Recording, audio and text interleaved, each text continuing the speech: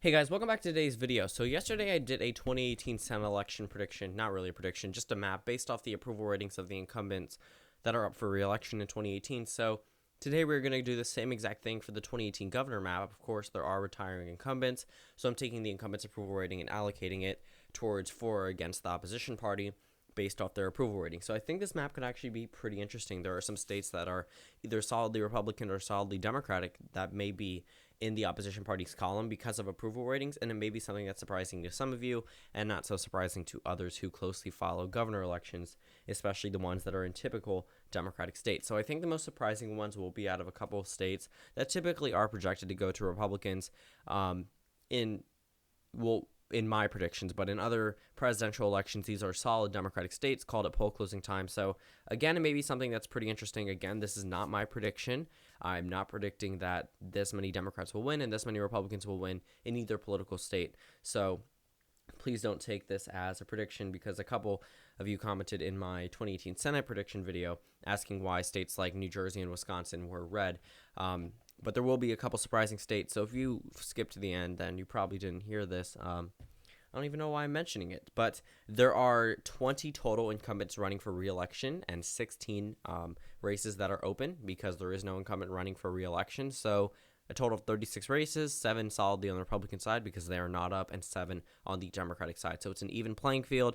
Just keep in mind there are more Republican states typically, because Republicans do a much better job at winning in areas that are more rural and areas that are just evenly dispersed compared to major population centers. But I'm going to do this based off a shaded margin, which I'm pretty sure you all know what that means. Lighter red or lighter blue. I'm just going to show you with the Republican colors. Lighter red means around 0 to, I'm going to actually push it out to 0 to 10% because I feel like that's a little bit more of what we're going to see. And then we're going to go into 11% to 20% and then 20% or higher in the either favor or opposition, which will put it in the political column for either party. So you'll start to see, if you don't really get it right now, you'll start to see as I start up in the Northeast where I'm actually going to start with incumbents. So we're going to be skipping around the map a little bit first. We're not doing this in alphabetical order, but New Hampshire, currently the approval rating of the governor, the way I did this actually, sorry, I need to mention a number of these things.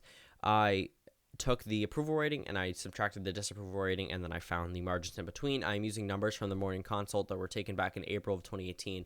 Yes, numbers have changed, but they do them by quarter. So again, there isn't really that many polls that have been taken by the same pollsters that have been taken across the country, so it's just a number of polls that could be incorrect, whereas this one's pretty consistent and has been pretty consistent with the accurate numbers that pretty much match up with a number of other polls. But again, we are starting off in New Hampshire. This one is solidly in the Republican column because the approval rating is 42% over the disapproval rating, which is pretty good. I'm just going to call it a net approval. Same thing in Vermont, another Republican here, net approval 43%, and keep in mind these are still Democratic states from 2016. Another solid Democratic state, the incumbent Charlie Baker has a net 55% approval rating. The state of Rhode Island, though, this one goes to the Republicans because the disapproval rating is negative 11% over the approval rating, putting it in the likely column for the Republicans with a Democratic incumbent. New York right now has a net 14% approval rating, enough to put it in the likely column for the Democrats. My home state of Maryland, net 51% approval rating, which is pretty significant. That goes into the Republican columns safely. The state of Pennsylvania is leaning in the Democratic column with a net 6% approval rating. So we finished a total of 7 states. That gives the Democrats 9 and the Republicans a total of 12. We go over to the state of Illinois, net negative 34% approval rating or disapproval rating. That's enough to put it solidly in the Democratic column. The state of Wisconsin, net negative 7% approval rating for the incumbent governor, who's now going for a 3rd term in the state of Wisconsin, which is pretty interesting. So that goes to the Democrats in the leaning column. Iowa has a positive approval rating of 7%. Nebraska plus 22%, putting that in the safe column. Oregon is plus 4% for the Democrats, narrowly putting that one in the Democratic column. And Kansas has a plus 13% approval rating. We finished another 6 states, 15 Republicans and 12 Democrats. We go over to the state of Arizona. Net 7% approval rating puts that in the likely column. The state of Alaska, the independent currently has a negative net 23% approval rating. The last party they went against was the Republicans. That's why I'm going to put it in the Republican column. solidly in the Republican column. Here's an interesting one. The negative approval rating is negative 12% in the state of Hawaii, putting it in the likely red column, which of course probably won't happen, which is why I was talking about a number of these states that may seem a little crazy. The state of Texas, positive 30% approval rating for the incumbent Greg Abbott. Pretty good considering that his reelection bid has been focused on by some Democrats, but not many. The state of Arkansas, positive 33% approval rating over the disapproval rating, again putting that solidly in the column for the GOP. Same thing in Alabama, plus 52% approval rating. That's probably one of the higher margins for a Republican governor. Actually, no, it's not. Coming from a Republican state is what I meant. The state of South Carolina, positive 26% approval rating, putting that one solidly in the column for the Republicans. So we currently finished a total of 20 states, giving the Democrats still 12 and the Republicans at 22, 4 away from retaining the majority in the NGA. So we're going over to the non-incumbent races where these are open races, but we're still using the incumbent numbers because, again, there isn't really an approval rating unless it's an incumbent lieutenant governor for statewide officials that are the nominees. So California narrowly lands in the Democratic column, plus 6% approval rating for the incumbent governor, Jerry Brown.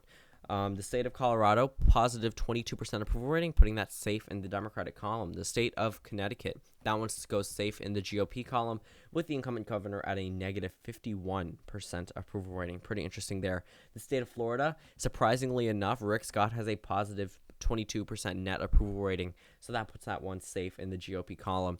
Georgia, positive 32% over the disapproval rating, puts that one in the GOP column. So the Republicans are now at 25 seats, one away from the majority, and they're going to get it from the state of Idaho, which puts the Republicans ahead by only 9%, which is pretty interesting. So that puts the Republicans at 26 seats with a total, I believe, of 26 seats done based off the contested map, leaving us a total of 10. So we go over to the state of Maine. The Republican currently has a negative 12% approval rating, putting that one in the, I guess, likely column for the Democrats. The state of Michigan, negative 10%, puts that one in the leaning column for the Democratic Party of the incumbent governor. The state of Minnesota, positive 18% approval rating, puts that one as likely Democratic. Nevada, the incumbent Republican governor, actually has a positive 35% approval rating, which is pretty it's not really consistent with a number of opinion polls that we see of this race getting pretty close, but incumbent governors can always have close races when they are not running. The state of New Mexico, the Republicans currently have a negative 16% approval rating, putting that one in the likely column. The state of Ohio, of course, John Kasich is popular here, plus 19% net approval. Here's another shocker. The state of Oklahoma, not really a shocker for those of you who follow the race, but considering the state's Republican identity, negative 38% approval rating, putting this one safe in the Democratic column. Pretty interesting to see Oklahoma safe blue. So we finished another total of 7 more states, which adds to our total. That will give us 33 states, which should leave us with 3, and that's what we see up there. So the state of South Dakota, positive 38% approval rating for the Republicans, positive 33% approval rating in Tennessee, and the final state, positive 36% approval rating for the GOP as well. So we finished off the map with 19 Democrats in states that you might not expect, and a number of Republicans in states you wouldn't expect, unless you know these states pretty well. So this is a weird map, but it's not that different from what we might see in another prediction, just regarding states like Oklahoma and possibly Nevada and Wisconsin and Hawaii, of course. But this map looks pretty consistent with a number of the numbers that we've been seeing for a number of the numbers. That's cool. But that looks like the map that we've been seeing when we talk about predictions for this. So again, this was not my prediction. This is just based off approval ratings of the incumbent governors and what that means for the incumbent, the incumbents running and the candidates running for either political party. So thank you guys for watching this video. Comment down suggestions below, and I will see you all tomorrow.